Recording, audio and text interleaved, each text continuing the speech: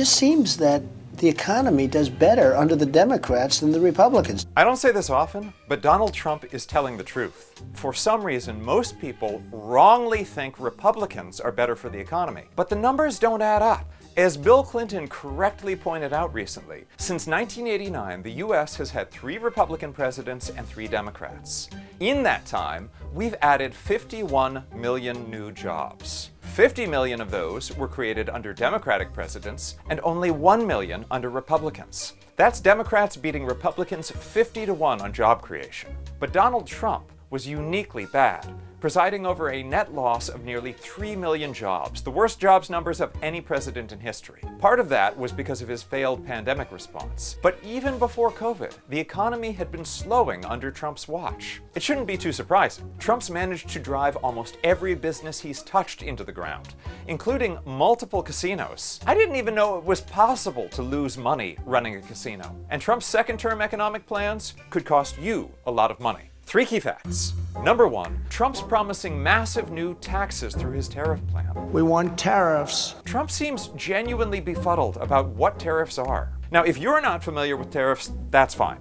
But for a supposed international businessman, let alone a president of the United States, not understanding this entry-level concept is weirder than... You know what I'd do if there was a shark or you get electrocuted? I'll take electrocution every single time. Yeah, it's weirder than that. Tariffs are taxes on imported goods, and they're paid by the country importing them.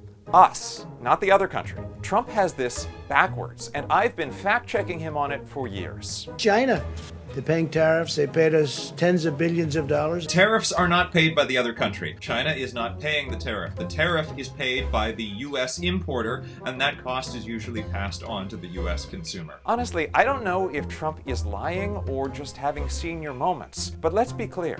U.S. tariffs are taxes on Americans. When Trump promises to increase tariffs, We're going to raise your tariffs. he's promising to raise your taxes, as even Fox Business pundits will tell you. Remember, tariff is a tax. Tariff is a sales tax. Now, tariffs targeted at specific goods can be used to give U.S. manufacturers an edge in certain areas. But blanket tariffs, like Trump's, just drive up prices willy-nilly, which is exactly what happened in Trump's first term. He did impose rounds of tariffs, and it cost Americans nearly $80 billion in new taxes. Trump's second-term tariff plan would cost you even more. He wants much bigger tariffs this time around. You're talking about 60% tariffs on Chinese goods. Is that in the cards? No, I would say maybe it's going to be more than that. Imagine paying a sales tax of more than 60% on anything from China. And don't forget about American-made goods that use some Chinese parts. Trump has also proposed a 10 to 20% tariff tax on anything from any other country. 16 Nobel economists have warned this would be an inflation bomb. The Trump tariff taxes are expected to cost the average American family an extra $2,600 per year. And those numbers aren't coming from the Radical left. They're coming from the Peterson Institute, a think tank founded by Nixon's Commerce Secretary. Number 2, the rest of Trump's economic plans aren't for you. He wants to expand his 2017 tax cuts for the rich. You're rich as hell. We're going to give you tax cuts? He claims it'll trickle down, but we go through this every time. Remember last time when Trump claimed everybody would get a $4,000 raise? I don't know about you, but I'm still waiting for mine. Reagan's tax cuts for the rich and big corporations were also supposed to trickle down. Instead, wage growth slowed. And the Bush tax cuts didn't trickle down either.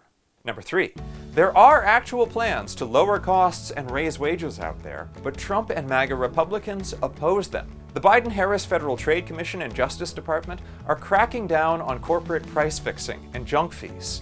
The Biden-Harris Inflation Reduction Act is forcing down drug prices for seniors. Vice President Harris has promised to build on those things and go further. She wants to lower housing costs by building more homes and offering assistance to some first-time homebuyers. She wants to cut taxes for the middle class and pay for it by making the rich pay a little more. She wants to raise the minimum wage and restore and expand the Biden-Harris child tax credit, which lifted nearly 4 million children out of poverty before Republican senators and Joe Manchin ended it. Comparing these plans to lower prices and put more money in working families' pockets, With Trump's plans to raise prices and give more money to billionaires, a lot of Americans might find that an easier choice to make than choosing between electrocution and shark attack. I'll take electrocution every single time. I'm not getting near the shark.